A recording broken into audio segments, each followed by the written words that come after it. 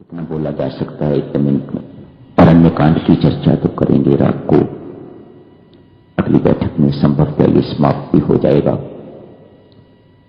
इस समय भक्त जी महाराज की चर्चा जो रात को छोड़ी थी उसको थोड़ा और आगे बढ़ाने की इजाजत दीजिएगा।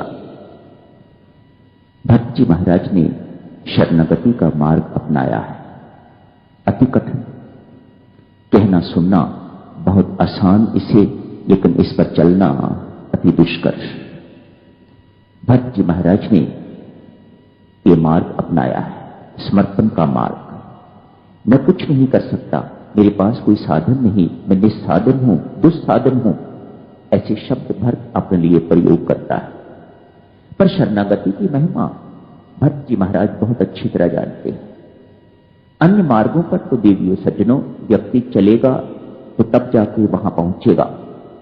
इस मार्ग की महिमा यह है, अभी चलना व्यक्ति शुरू ही होता है तो वह पहुंच जाता है, उसे अपना गंतव्य आरंभ में ही मिल जाता है। विभीषण जी महाराज जिस वक्त लंका से चलते हैं तो उनके मन में क्या विचार आ रहे, मैं पहुंचूंगा प्रभु राम के पास, उनको पता लगेगा मैं अपना कुटुंब राज्य इत्यादि सब कुछ त्याग के, अपने भाई सब कुछ त्याग के उनकी शरण में आ गया हूं, तो वह पहुंचते ही मेरे सिर पर हाथ रखेंगे। हाथ रखेंगे तब रखेंगे, पर भविष्य को तो अभी अनुभव हो रहा है कि वह मेरे सिर पर हाथ रख रहे हैं। इस शरणागति की महिमा है। आरंभ में ही व्यक्ति जहां पहुंचना होता है वहां पहुंच जाता है शरणागति की यात्रा के दौरान। वे मुझे अपने कपड़े पहनाएंगे, अपनी जूठन खाने को देंगे, पता नहीं राम देंगे भी कि नहीं देंगे, लेकिन विष्णु जी महाराज तो आनंदित हो रहे हैं, मुदित हो रहे हैं, पुलकित हो रहे हैं। ये बातें सोच के ये शरणागति की महिमा है। भक्त जी महाराज इसी मार्ग पर चल रहे हैं। भरद्वाज ऋषि के आश्रम से होते हुए चले सीधा चित्रकूट पहुंचते हैं। जाके प्रभु को प्रणाम किया। प्रभु ने अपना जो वस्त्र एक पहना हुआ था, दुपट्टा सा जो होता है, उसे उतार दिया, धनुष्मान रख दिया और उसको हृदय से लगा लिया। भक्त को तो किसी चीज की जरूरत ही नहीं है, इसके साथ तो मेरा हृदय का हृदय जो है वह मिलना चाहिए। इसका हृदय और मेरा हृदय मैं कुछ बीच में पहन के रखूंगा तो दोनों हृदयों में कोई दूरी आ जाएगी, वो दूरी नहीं रहनी चाहिए। भगवान अपना वे दुपट्टा सा उतार के दूर फेंकते हैं और भक्त को गले लगाते हैं। दोनों का हृदय एक हो जाता है। यही है महिमा शरणागति की। ये अभिन्नता देती है, ये एकाकार कर देती है, दोनों के हृदयों को मिला के देरी दूरी सब मिटा के एक कर देती है। एकाकार हो जाता है व्यक्ति शरणागति में। मैं हो गया, मैं आपका हो गया। ध्यान में भक्तजनों कहीं ये आप समझ बैठो, शरणागति हमें निष्क्रिय बना देती है। हाथ पर हाथ धर के बैठ जाओ, वह ऐसा नहीं करने देता।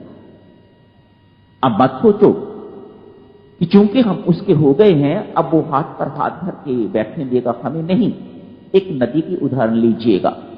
एक नदी सागर में प्रवेश कर जाती है, बड़ी शांत थी बेचारी, बड़े सुख से सबको जल पिलाती हुई, खेतों को जल देती हुई, घर खेत बसाती हुई बड़े आराम से जाती है और समुद्र में जाके प्रवेश कर जाती है। मानो वह शरणागत हो गई है समुद्र के। अब जैसे समुद्र ठाठे मारता है वैसे उस नदी को भी ठाठे मारनी पड़ेगी। वह उछल कूद अपने साथ ही उस नदी को भी करवाता है। वह इस प्रकार से नहीं रखता क्योंकि अब आप मेरे शरणागत हो गए हो, इसलिए मैं अब आपको कुछ करने की आवश्यकता नहीं है, आप चुप आराम से बैठो। ऐसा नहीं है। अपने जैसा ही वह उछल कूद करवाता है। भरत जी महाराज जाके अपनी मां की निंदा करते हैं और मैं हूं कारण महाराज, उस जननी की कोख से मैं जन्मा, ये सारा अनर्थ मेरे कारण हुआ। एक धर्मात्मा शब्द बोल रहे हैं, एक शरणागत शब्द बोल रहा है। भरत जी महाराज को संत महात्मा कहते हैं कि ये राम की छाया है। भरत की महिमा इससे बढ़ के और क्या हो सकती है? इससे बढ़ के भरत की महिमा नहीं गाई जा सकती। ये राम की छाया है। मानो जो राम की सोच है वही इनकी सोच है। छाया दिखाई तो देती है, वह हिलती जुलती भी है, आदमी के साथ सब कुछ करती कराती भी दिखाई देती है, पर वास्तव में वह करती कराती कुछ नहीं है। जो जिसकी छाया है वह करता है, वह उसी के अनुसार चलती है। मानो भरत जी महाराज यदि निंदा कर रहे हैं तो भगवान की निंदा करते होंगे, लेकिन ऐसा नहीं है। भगवान मां कैकेयी की निंदा बिल्कुल नहीं